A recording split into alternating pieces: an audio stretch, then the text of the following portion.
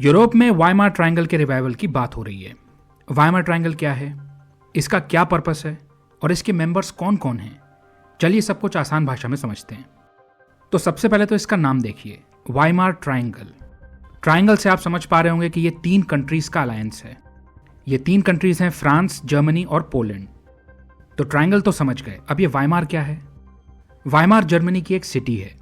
ये city Germany में enlightenment का सेंटर थी। ये जानने के बाद अब आप इसके मेंबर कंट्रीज को आसानी से याद रख पाएंगे। नाम में जर्मन सिटी वाइमार है, तो ऑब्वियसली जर्मनी इस अलायंस का एक मेंबर होगा। अब बचे 2 मेंबर्स। ये बाकी 2 मेंबर्स हैं जर्मनी के पड़ोसी देश फ्रांस और पोलैंड। इन तीनों देशों के बीच 1991 में एक मीटिंग हुई थी, जिससे एक रीजनल अलायंस निकल कर आया था। अब क्योंकि ये मीटिंग जर्मनी के वाइमार शहर में हुई थी और इसमें 3 देश थे, इसलिए इस अलायंस का नाम वाइमार ट्रायंगल पड़ गया। ठीक है, तो हम समझ गए कि वाइमार ट्रायंगल क्या है, इसके 3 मेंबर्स कौन कौन हैं और इसका नाम कैसे पड़ा। अब बात करते हैं इसका पर्पस क्या है। जाहिर है 3 देश साथ आए हैं, मतलब कोई गोल होगा जिसके लिए साथ मिलकर काम करना होगा। आपस में किसी चीज के लिए कोऑपरेट करना होगा। किन चीजों में कोऑपरेट करना है? पॉलिटिकल, इकोनॉमिक, कल्चरल और सिक्योरिटी जैसे फील्ड्स में कोऑपरेट करना है। एक बार और रिपीट करता हूं, पॉलिटिकल, इकोनॉमिक, कल्चरल और सिक्योरिटी कोऑपरेशन। अब आप जानते होंगे कि पोलैंड पहले एक कम्युनिस्ट कंट्री था और सोवियत यूनियन का एक सैटेलाइट स्टेट था। थोड़ा बैकग्राउंड दे देता हूं। यूनाइटेड स्टेट्स और सोवियत यूनियन के बीच कोल्ड वॉर ने यूरोप को ईस्टर्न ब्लॉक और वेस्टर्न ब्लॉक में बांट दिया था। ईस्टर्न ब्लॉक सोवियत यूनियन के द्वारा लेड था। यहां सोवियत यूनियन का इन्फ्लुएंस होने की वजह से यहां की कंट्रीज कम्युनिस्ट थीं। उनके पॉलिटिकल, सोशल और इकोनॉमिक सिस्टम्स कम्युनिस्ट प्रिंसिपल से गवर्न थे। कम्युनिस्ट प्रिंसिपल्स मतलब वही सब, क्लासलेस सोसाइटी बनाएंगे, 1 पार्टी रूल रहेगा, स्टेट कंट्रोल रहेगा मीन्स ऑफ प्रोडक्शन के ऊपर, इक्वल डिस्ट्रीब्यूशन ऑफ वेल्थ करेंगे, एक्सेट्रा। वहीं दूसरी ओर वेस्टर्न ब्लॉक यूनाइटेड स्टेट्स के द्वारा लेड था। यहाँ की कंट्रीज कैपिटलिस्ट थीं, मार्केट इकोनॉमीज थीं। मार्केट इकोनॉमी मतलब गुड्स एंड सर्विसेज का प्रोडक्शन स्टेट कंट्रोल नहीं करेगी, उसे डिमांड एंड सप्लाई के फोर्सेस तय करेंगे। इसके साथ ही वेस्टर्न ब्लॉक की कंट्रीज डेमोक्रेसीज थीं और यहाँ पे मल्टी पार्टी सिस्टम था। कम्युनिस्ट स्टेट्स जैसा 1 पार्टी रूल नहीं था। तो ये बेसिक डिफरेंस था ईस्टर्न ब्लॉक और वेस्टर्न ब्लॉक की कंट्रीज में। तो आप देख पा रहे हैं कि इन दोनों ब्लॉक्स के बीच में काफी ज्यादा आइडियोलॉजिकल डिफरेंस एग्जिस्ट करता था। इसी आइडियोलॉजी में डिफरेंस के कारण दोनों ब्लॉक्स के बीच वर्षों तक स्टैंड ऑफ चला था, जिसे हम कोल्ड वॉर कहते हैं। तो हमने ये क्विक बैकग्राउंड देखा। अब अपने टॉपिक वाइमार ट्रायंगल पर वापस लौटते हैं। वाइमार ट्रायंगल के 3 देशों की बात करें तो फ्रांस और जर्मनी वेस्टर्न ब्लॉक में थे और पोलैंड ईस्टर्न ब्लॉक में था।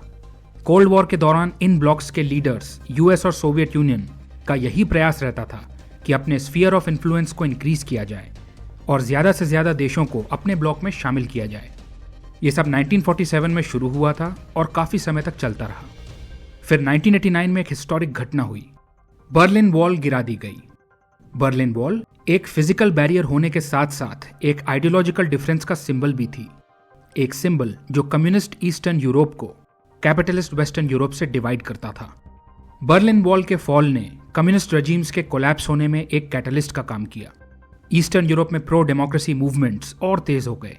कम्युनिस्ट गवर्नमेंट्स के इकोनॉमिक मॉडल्स के फ्लॉज पहले ही सामने आ चुके थे। पब्लिक डिस्कंटेंट बहुत तेजी से बढ़ रहा था। कम्युनिस्ट सिस्टम्स की वीकनेसेस एक्सपोज हो चुकी थी। पोलैंड में भी 1980s में कम्युनिस्ट गवर्नमेंट की मोनोपोली के खिलाफ आवाजें उठने लगी थी। वर्कर्स स्ट्राइक्स कर रहे थे, पॉलिटिकल रिफॉर्म्स की डिमांड्स उठ रही थी, इकोनॉमिक क्राइसिस से लोग फ्रस्ट्रेट हो चुके थे। तो इन सब के कारण अल्टीमेटली पोलैंड में भी कम्युनिस्ट गवर्नमेंट गिर गई। तो 1989 में कम्युनिज्म के फॉल से पहले पोलैंड एक कम्युनिस्ट कंट्री था और 1989 में कम्युनिज्म के फॉल के बाद से पोलैंड ने डेमोक्रेसी की तरफ ट्रांजिशन किया। 1991 में बने वाइमार ट्रायंगल का इनिशियल गोल था कम्युनिज्म से निकले पोलैंड को इस ट्रांजिशन में मदद करना, मतलब पोलैंड को कम्युनिज्म से डेमोक्रेसी और मार्केट इकोनॉमी की तरफ आने में असिस्ट करना। इसी के साथ एक और एम था कि पोलैंड और जर्मनी के बीच में रिकंसिलिएशन करवाना। जर्मनी और पोलैंड के बीच में काफी डिस्प्यूट्स रहे हैं। दोनों देशों के बीच कॉन्फ्लिक्ट्स और राइवलरीज की काफी पेनफुल मेमोरीज हैं। वर्ल्ड वॉर 2 से पहले दोनों देशों के बीच काफी सारे टेरिटोरियल डिस्प्यूट्स थे। वर्ल्ड वॉर 2 के दौरान तो आप जानते ही हैं कि नाज़ी जर्मनी ने 1939 में पोलैंड को इन्वेड किया था, जिसमें पोलैंड में वाइड स्प्रेड डिस्ट्रक्शन हुआ था। बहुत सारे पोलिश सिटीजन्स मारे गए थे। हिटलर की लीडरशिप में पोलिश ज्यूज की टारगेटेड किलिंग्स हुई थी। आपको होलोकॉस्ट तो पता ही होगा, वही हॉरिफिक इवेंट जिसमें नाज़ी जर्मनी के द्वारा यूरोपियन ज्यूज का जेनोसाइड किया गया था। वर्ल्ड वॉर II के बाद जर्मनी ने पोलैंड को जो टेरिटरी सीड कर दी थी, वहां से जर्मन्स को एक्सपेल किया गया था। नाज़ी जर्मनी की डिफीट के बाद यूरोप की बॉर्डर्स रीड्रॉ की गई थी, जिसमें जर्मनी की कुछ टेरिटरीज पोलैंड को मिल गई थी। इन्हीं टेरिटरीज में रहने वाले एथनिक जर्मन्स को अपनी जान बचाकर भागना पड़ा था, क्योंकि अगर नहीं भागते तो डर था कि पोलिश सरकार यहां पर रहने वाले जर्मन्स से वॉर टाइम एट्रोसिटीज का बदला लेती। तो पोलैंड और जर्मनी के बीच इस तरह की काफी सारी पेनफुल मेमोरीज हैं। तो वाइमार ट्रायंगल का एम था कि पोलैंड और जर्मनी के बीच में रिकंसिलिएशन करवाना। 1991 में जर्मनी और पोलैंड के बीच में good neighbourliness, friendship and cooperation की एक ट्रीटी भी साइन हुई थी। तो वाइमार ट्रायंगल के फॉर्मल क्रिएशन से पहले से रिकंसिलिएशन के लिए ऑलरेडी स्टेप्स लिए जा रहे थे। वाइमार ट्रायंगल इसी तरह के रिकंसिलिएशन स्टेप्स को फर्दर बूस्ट करने के लिए बनाया गया था। प्रेजेंट डे सिनेरियो की बात करें तो पोलैंड और जर्मनी की पार्टनरशिप काफी ज्यादा इवॉल्व कर चुकी है। इन दोनों देशों के काफी स्ट्रॉन्ग रिलेशंस हैं। आज दोनों ही पोलैंड और जर्मनी यूरोपियन यूनियन के मेंबर्स हैं। नेटो अलायंस में भी दोनों साथ हैं। तो वाइमार ट्रायंगल अपना इनिशियल गोल पूरा कर चुका है, पोलैंड का ट्रांजिशन और जर्मनी के साथ रिकंसिलिएशन। अब रशियन अग्रेशन को देखते हुए बात उठ रही है कि वाइमार ट्रायंगल को रिवाइव किया जाए। ये कोशिश की जा रही है कि मेंबर कंट्रीज आपस में कंसेंसस बनाएं ताकि ये अलायंस अपना रेलेवेंस न खो दे। एक छोटा सा एग्जाम्पल दूंगा। फ्रांस ने भी स्टेटमेंट दिया था कि यूक्रेन में नेटो के ट्रूप्स को डिप्लॉय करने के बारे में सोचा जा सकता है, जबकि जर्मनी का स्टांस रहा है कि यूरोपियन ट्रूप्स को यूक्रेन में डिप्लॉय नहीं किया जाए ताकि रशिया की सॉवरेनिटी थ्रेटन न हो।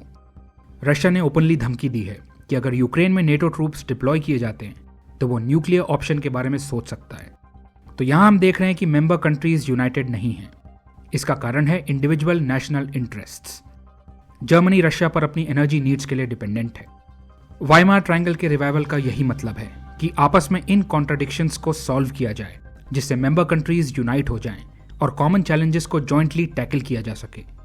यूरोप के अंदर डिफेंस और सिक्योरिटी कैपेबिलिटीज को इंक्रीज किया जा सके, जॉइंट मिलिट्री एक्सरसाइजेस की जाएं, इंटेलिजेंस शेयरिंग की जाए, यूरोपियन इश्यूज के साथ साथ ग्लोबल इश्यूज पर साथ मिलकर काम करें, यूरोपियन यूनियन के डिविजन्स को एड्रेस किया जाए और उसे और ज्यादा स्ट्रांग बनाया जाए, यूक्रेन कॉन्फ्लिक्ट जैसे चैलेंजेस को टैकल किया जाए और ओवरऑल कोऑपरेशन को डीपन करने के लिए पॉलिटिकल डायलॉग किए जाएं, इकोनॉमिक कोलैबोरेशन के जरिए ट्रेड और इन्वेस्टमेंट्स इंक्रीज किए जाएं, हाई इकोनॉमिक ग्रोथ अचीव की जाए। इसके साथ ही कल्चरल एक्सचेंजेस बढ़ाए जाएं, आपस में अंडरस्टैंडिंग बढ़ाई जाए और आज के कंटेम्प्रेरी चैलेंजेस को साथ मिलकर एड्रेस किया जाए, जैसे climate change, energy security, technological innovations, disinformation से लड़ना, एक्सटर्नल जियोपॉलिटिकल इवेंट्स को फेस करना, इवन आर्टिफिशियल इंटेलिजेंस के लिए साथ मिलकर स्ट्रेटजी बनाना। वेस्टर्न कंट्रीज जैसा चाहती थी, रशिया यूक्रेन वॉर वैसा नहीं जा रहा है। रशिया जीत रहा है। यूरोप इकोनॉमिक स्लोडाउन की वजह से यूक्रेन को ज्यादा सपोर्ट नहीं कर पा रहा है। एक बार फिर से इलेक्शन जीतकर व्लादिमीर पुतिन रशिया के प्रेसिडेंट बन चुके हैं। रशिया के अग्रेशन के कारण जो फियर्स हैं वो इन कंट्रीज को साथ ला रहे हैं। इसलिए वाइमार ट्रायंगल के रिवाइवल की बात की जा रही है। तो इस वीडियो में हमने देखा वाइमार ट्रायंगल क्या है, इसके मेंबर्स कौन कौन से हैं, इसका पर्पस क्या है और उसका रिवाइवल क्यों किया जा रहा है। आशा करता हूं ये सत्र आपके लिए उपयोगी था। आपके समय के लिए धन्यवाद।